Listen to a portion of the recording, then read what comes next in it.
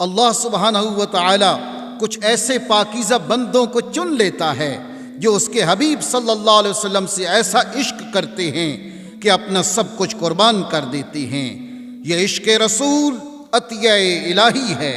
اللہ جسے عطا فرماتا ہے اسے زمانے کا سردار بنا دیتا ہے۔ ایسی ہی داستان سیدنا بلال حبشی رضی اللہ تعالی عنہ کی بھی ہے۔ اسی عشق کی بدولت اللہ سبحانہ و تعالی نے ایک حبشی غلام کو وہ عزتیں اور عظمتیں عطا فرمائیں کہ عشق رسول ہی ان کی شناخت بن گیا، اور رسول اللہ نے انہیں اپنا خزانچی مقرر فرمایا، معزن رسول ہونے کا اعزاز ملا، اور پھر سالوں آپ کی یہ پرسوز آذان سے مسجد نبوی اور شہر رسول کے در و دیوار گونجتے رہے۔ لیکن آپ کی زندگی میں ایسا دردناک موڑ آیا کہ آپ کو اپنے حبیب صلی اللہ علیہ وسلم کا محبوب شہر چھوڑنا پڑا، اور آپ نے آذان دینا بھی چھوڑ دی۔ لیکن زندگی کا لمبا عرصہ گزرنے کے بعد اچانک آپ کو شہر رسول آنے کا حکم ملا، اور آپ جب مدینۃ الرسول حاضر ہوئے تو ایسا واقعہ رونما ہوا کہ جس نے انسان تو کیا مدینہ کے در و دیوار کو بھی رلا دیا۔ کس چیز نے آپ کو مدینہ طیبہ سے جانے پر مجبور کیا، اور کس کے حکم پر آپ فوراً مدینہ پاک پہنچے، اور وہاں رلا دینے والا کیا واقعہ رونما ہوا؟ آئیے اس ایمان افروز داستان عشق کو سن کر اپنے ایمان کو تازہ کرتے ہیں۔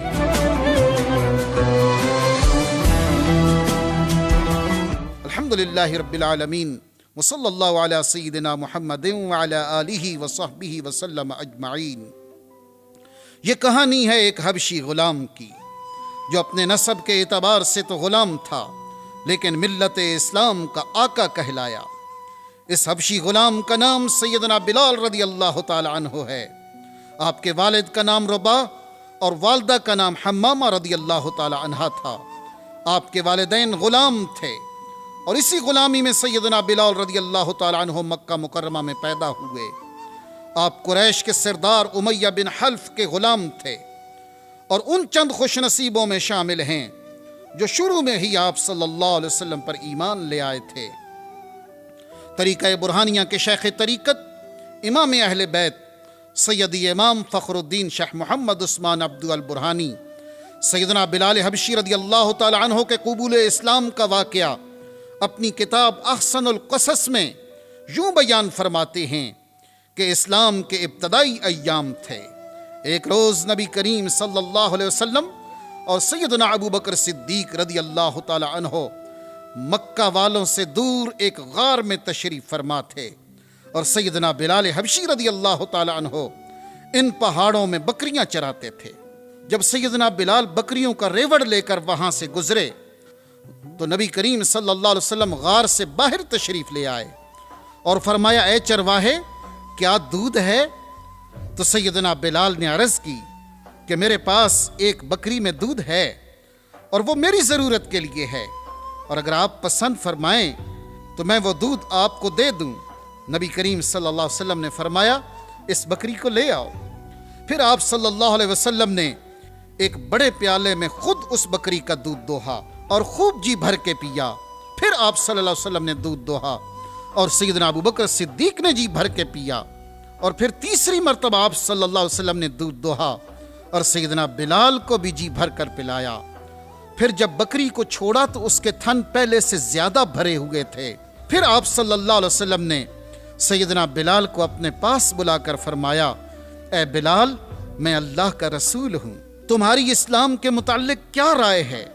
سیدنا بلال تو پہلے ہی رسول کریم صلی اللہ علیہ وسلم کی ذات اقدس سے متاثر ہو چکے تھے، اور پھر آپ صلی اللہ علیہ وسلم کا دل نشیں انداز گفتگو، سبحان اللہ، سیدنا بلال نے دعوت اسلام پر لبیک کہتے ہوئے کلمہ شہادت پڑھا اور فوراً اسلام لے آئے۔ نبی کریم صلی اللہ علیہ وسلم نے سیدنا بلال کو اسلام چھپانے کا حکم دیا۔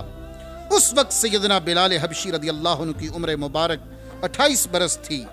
یہ اسلام کا اولین دور تھا، اور نبی کریم صلی اللہ علیہ وسلم اللہ کے حکم سے حکمت عملی کے ساتھ اسلام کی تبلیغ فرما رہے تھے۔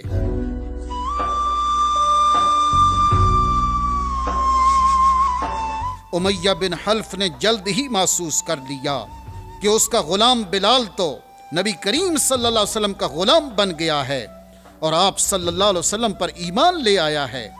امیہ بن حلف چونکہ سخت مشرک اور دشمن اسلام تھا، اسے جب یہ معلوم ہوا تو وہ آتش انتقام سے بھڑک اٹھا۔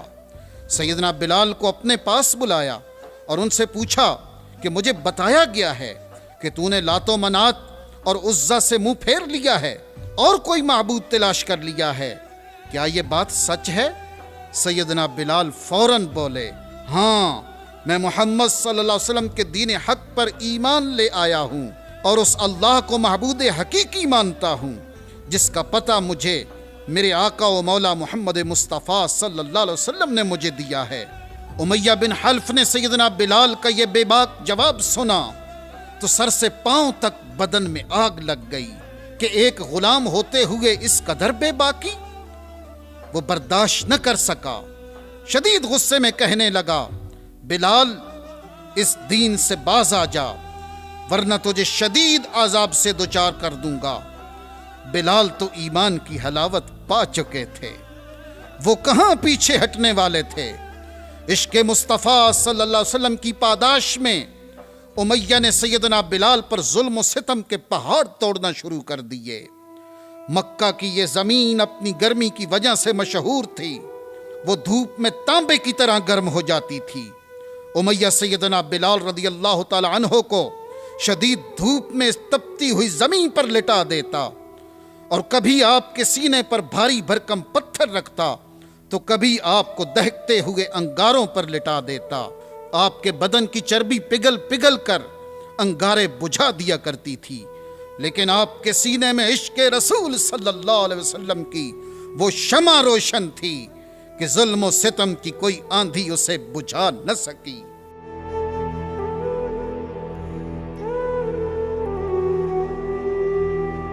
ایک دن امیہ نے آپ کو تپتی ہوئی زمین پر لٹا رکھا تھا اور سینے پر بھاری پتھر رکھا ہوا تھا۔ آپ کے جسم مبارک کی جلد اس تپتی زمین سے چپک چکی تھی۔ امیہ کہنے لگا، بلال، اب بھی محمد صلی اللہ علیہ وسلم کے رب سے باز آ جا، مگر آپ نے اس حالت میں بھی احد احد کا نعرہ بلند کیا۔ امیہ نے طیش میں آ کر آپ کے گلے میں رسی ڈال دی اور انہیں مکے کے شریر لڑکوں کے حوالے کر دیا۔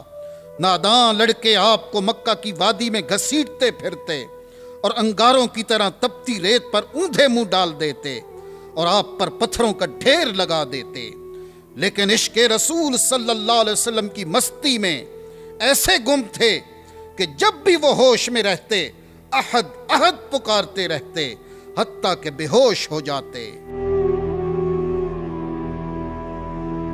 آپ پر ظلم و ستم کا یہ سلسلہ کافی عرصہ جاری رہا۔ سیدنا صدیق اکبر رضی اللہ تعالی عنہ روز یہ منظر دیکھتے، آخر برداشت نہ کر سکے اور نبی کریم صلی اللہ علیہ وسلم کی بارگاہ میں بلال کا قصہ درد و غم بیان کیا۔ آپ صلی اللہ علیہ وسلم کی آنکھوں سے آنسو چھلک پڑے اور سیدنا صدیق اکبر رضی اللہ تعالی عنہ عرض کرنے لگے، یا رسول اللہ، میں آج بلال کو امیہ سے خریدنا چاہتا ہوں۔ رحمت کائنات صلی اللہ علیہ وسلم نے فرمایا، اے ابو بکر، اس سودے میں میں تمہارے ساتھ برابر کا شریک ہوں اور آدھی رقم بھی ادا کروں گا۔ سیدنا صدیق اکبر رضی اللہ تعالی عنہ آقا و مولا صلی اللہ علیہ وسلم سے اجازت لے کر روانہ ہوئے۔ امیہ بن حلف کے پاس پہنچے اور اس سے کہا، امیہ، تم کب تک اس بے قصور غلام کو اذیت دیتے رہو گے؟ وہ بولا، تمہارا اس سے کیا واسطہ؟ بلال میرا غلام ہے، میں جو چاہوں گا اس سے سلوک کروں گا۔ سیدنا صدیق اکبر رضی اللہ تعالی عنہ نے فرمایا، تم اسے چھوڑ کیوں نہیں دیتے؟ وہ کہنے لگا، ہم تو اسے چھوڑنے والے نہیں، یا تو یہ مرے گا یا اپنے پہلے والے دین پر واپس آ جائے گا۔ سیدنا صدیق اکبر رضی اللہ تعالی عنہ نے فرمایا، تو پھر جان لو امیہ، یہ روشنی دیکھنے اور ہدایت پانے کے بعد تاریکی اور جہالت کی طرف کبھی نہیں پلٹے گا، یہ مر جائے گا لیکن مصطفیٰ کریم صلی اللہ علیہ وسلم کا کلمہ نہیں چھوڑے گا۔ امیہ کہنے لگا، لیکن میں یہ کیسے گوارا کر لوں کہ یہ میرا کھائے، میرا پہنے اور میرے ہی خداؤں کا انکار کرے؟ آپ رضی اللہ تعالی عنہ نے فرمایا تو پھر ایسا کرو، اسے میرے ہاتھ فروخت کر دو۔ امیہ بولا کیا قیمت ادا کرو گے؟ فرمایا جتنی تم چاہو۔ امیہ نے کئی گنا زیادہ قیمت مانگی تاکہ سیدنا صدیق اکبر مایوس ہو جائیں، مگر آپ نے فرمایا مجھے منظور ہے۔ امیہ حیران رہ گیا۔ سیدنا صدیق اکبر رضی اللہ تعالی عنہ منہ مانگی قیمت ادا کر کے بلال کو امیہ سے خرید لیا۔ اب سیدنا صدیق اکبر رضی اللہ تعالی عنہ سیدنا بلال کو لے کر رسول اللہ کی طرف روانہ ہوئے۔ دونوں نبی کریم صلی اللہ علیہ وسلم کے حضور حاضر ہوئے۔ سیدنا بلال نے جب چہرہ مصطفیٰ کو دیکھا، زندگی کے سارے دکھ بھول گئے اور جان رحمت صلی اللہ علیہ وسلم کے قدموں سے چمٹ گئے۔ آقا کریم صلی اللہ علیہ وسلم نے آپ کو سینے سے لگا لیا۔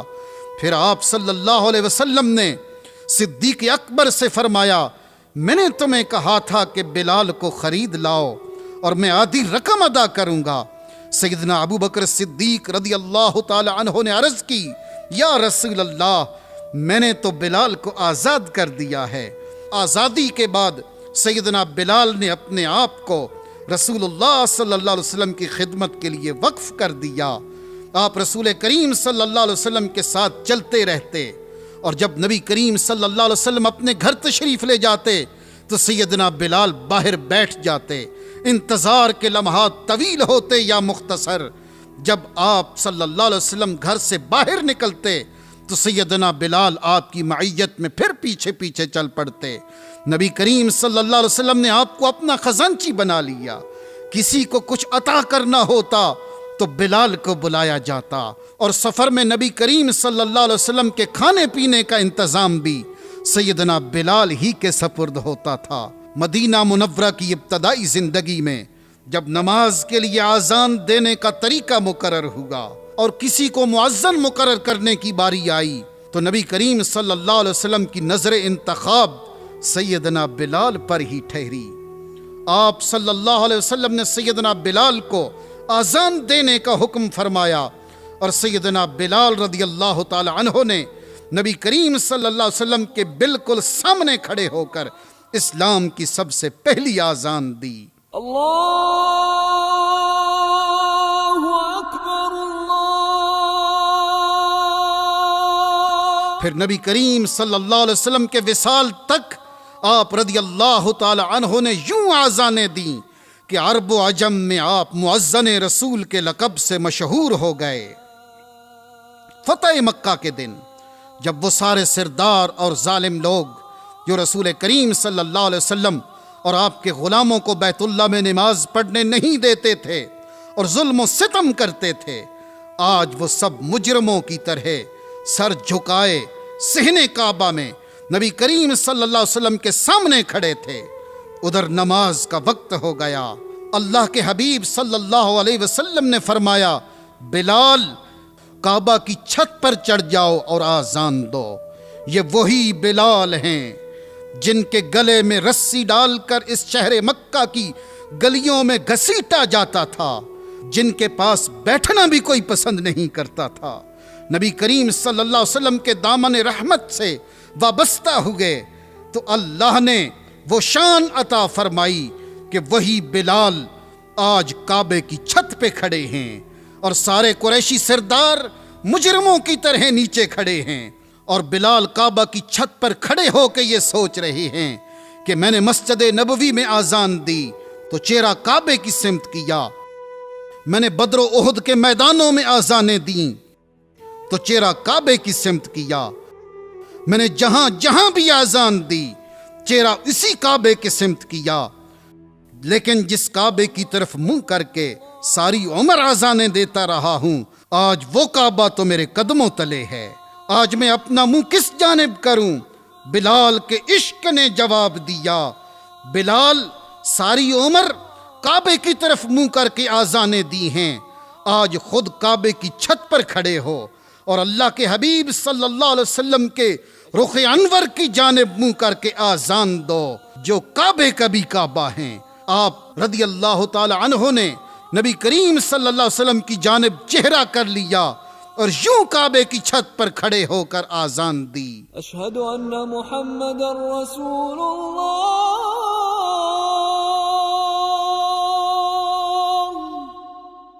اسی منظر میں علامہ محمد اقبال نے حضرت سیدنا بلال کے حضور یہ نذرانہ پیش کیا، چمک اٹھا جو ستارہ تیرے مقدر کا، حبش سے تجھ کو اٹھا کر حجاز میں لایا، ہوئی اسی سے تیرے غم کدے کی آبادی، تیری غلامی کے صدقے ہزار آزادی، نظر تھی صورت سلیماں ادا شناس تیری، شراب دید سے بڑھتی تھی اور پیاس تیری، مدینہ تیری نگاہوں کا نور تھا گویا، تیرے لیے تو یہ صحرا بھی طور تھا گویا، ادائے دید سراپا نیاز تھی تیری، کسی کو دیکھتے رہنا نماز تھی تیری، ازاں ازل سے تیرے عشق کا ترانہ بنی، نماز اس کے نظارے کا ایک بہانہ بنی، خوشاں وہ وقت مدینہ مقام تھا اس کا، خوشاں وہ دور کے دیدار عام تھا اس کا۔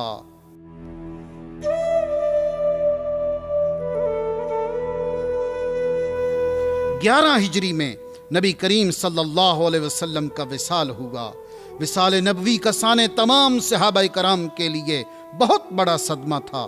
سیدنا بلال پر تو غموں کے پہاڑ ٹوٹ پڑے، وہ جہاں جاتے اپنے آقا صلی اللہ علیہ وسلم کی یاد میں تڑپتے رہتے، خصوصاً مدینہ منورہ کا گوشہ گوشہ آپ کو رسول کریم صلی اللہ علیہ وسلم کی یاد دلاتا۔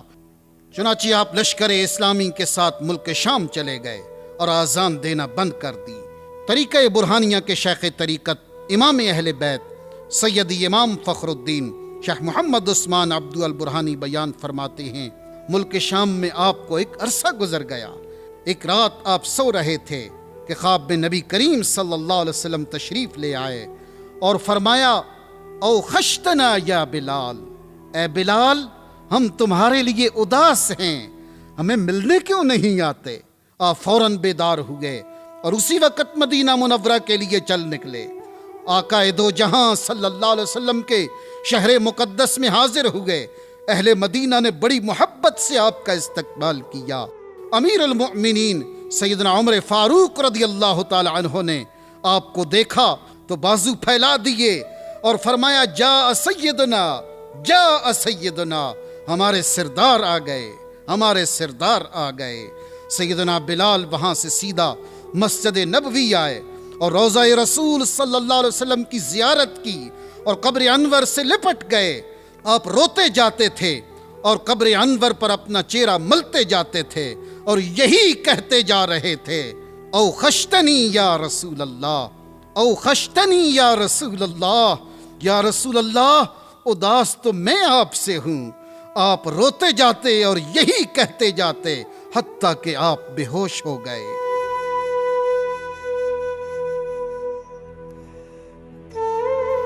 اتنی دیر میں لوگ مسجد میں جمع ہونے لگ گئے اور فرمائش کرنے لگے، بلال ایک دفعہ وہ آذان تو سنا دو جو حبیب مصطفیٰ صلی اللہ علیہ وسلم کے زمانے میں سناتے تھے۔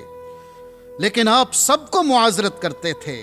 پھر جب حسنین کریمین رضی اللہ تعالی عنہما تشریف لائے، آپ نے انہیں بہت پیار کیا، انہوں نے بھی آذان کی فرمائش کر دی۔ اب بلال اپنے آقا کریم صلی اللہ علیہ وسلم کے شہزادوں کی فرمائش کیسے رد کر سکتے تھے؟ سیدنا بلال آذان دینے کے لیے کھڑے ہوئے۔ جو ہی مؤذن رسول کی زبان سے اللہ اکبر کی صدا بلند ہوئی، مدینہ کے مسلمان تڑپ اٹھے۔ یوں لگ رہا تھا کہ جیسے حضور کا زمانہ پھر لوٹ آیا ہے۔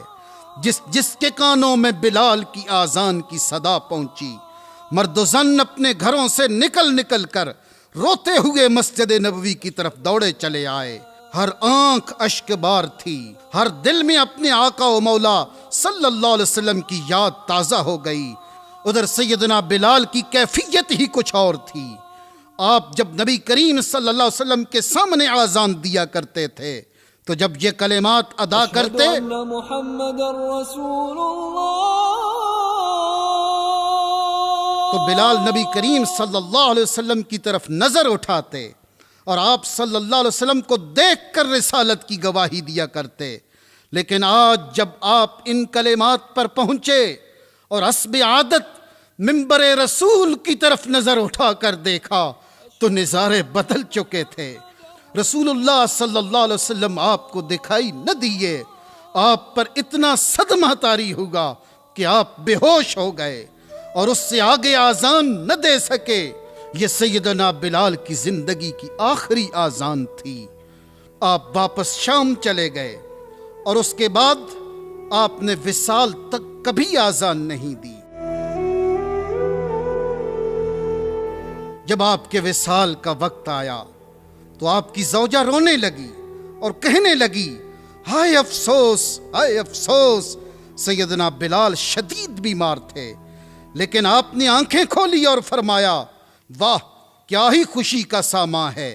میں اپنے حبیب مصطفیٰ صلی اللہ علیہ وسلم سے ملاقات کرنے والا ہوں. واہ کیا ہی خوشی کا ساماں ہے. اور جب آپ کا وصال ہوا تو سیدنا عمر فاروق رضی اللہ تعالی عنہ کو خبر دی گئی. آپ یہ سن کر اتنا روئے کہ روتے روتے نڈھال ہو گئے اور یہی کہتے جا رہے تھے کہ ہمارا بلال بھی ہمیں چھوڑ کر چلا گیا, ہمارا بلال بھی ہمیں چھوڑ کر چلا گیا. وصال کے وقت آپ کی عمر مبارک 60 برس تھی. آپ کو دمشق میں باب الصغیر کے قریب دفن کیا گیا.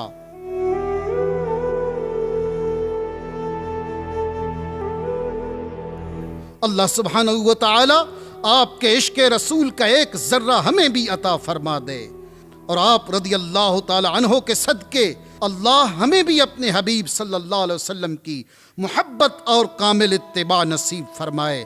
آمین. وصلی اللہ علی سیدنا محمد وعلی آلہ وصحبہ وسلم اجمعین.